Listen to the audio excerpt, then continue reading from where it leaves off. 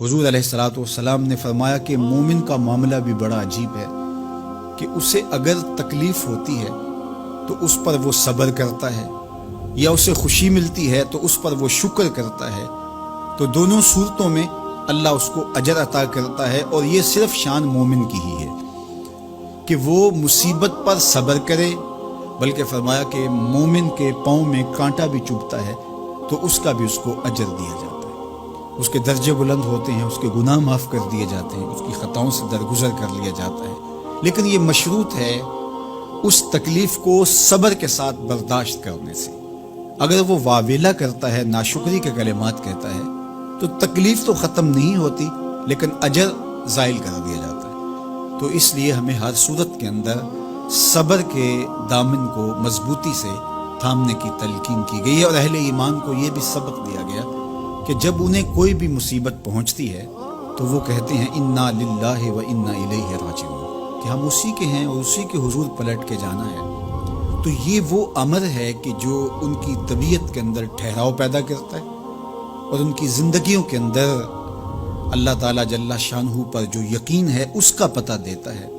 अगर मुसीबत को अल्लाह की तरफ से समझ के, मान के सब्र किया जाए, उसको मकदूर समझा जाए, उस पर वावेला ना किया जाए, अल्लाह की नाफरमानी का कोई कलिमा ना बोला जाए, अपने अकीदे में तजल्जुल ना आने दिया जाए, अपने रवैयों की खूबसूरती को ज़ाइल ना होने दिया जाए, तो इसका मतलब है कि वो शख्स मोमिन है, उसका यकीन है कि ये अल्लाह की तरफ से है।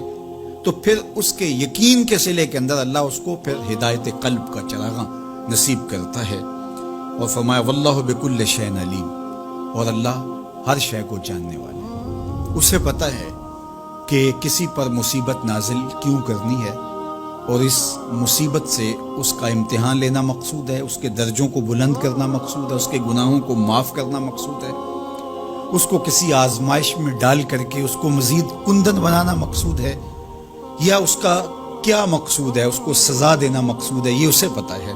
तुम्हारा रब तुम्हारी तरफ आने वाली जो तकलीफ़ें हैं उनके अंदर हज़ार हा पिनहा हिकमतों से वाकिफ़ है।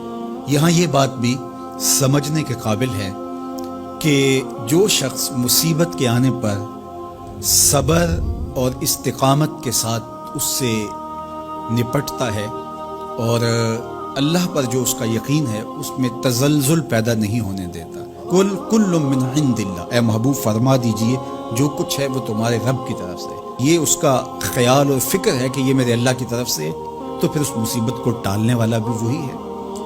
तो अगर ये उसका अकीदा पुख्ता था तो फिर वो मालिक की दहलीज छोड़ के, मालिक की चौखट छोड़ के किसी और दहलीज पे नहीं जाएगा, किसी और चौखट पे नहीं जाएगा।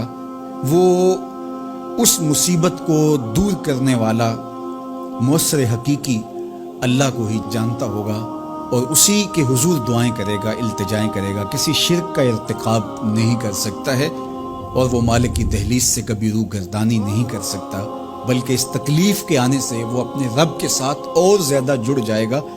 और अगर वो सब्र करे तो ये उसका एक मर्तबा है कि वो हौसले के साथ उस तकलीफ़ को बर्दाश्त करे, और दूसरा मर्तबा जो इससे बढ़कर है कि उस पे अल्लाह की रज़ा के सांचे में अपने आप को ढाल ले कि जे सोना मेरे दुख विच राजी, मैं सुख नू चुल्ले डावां।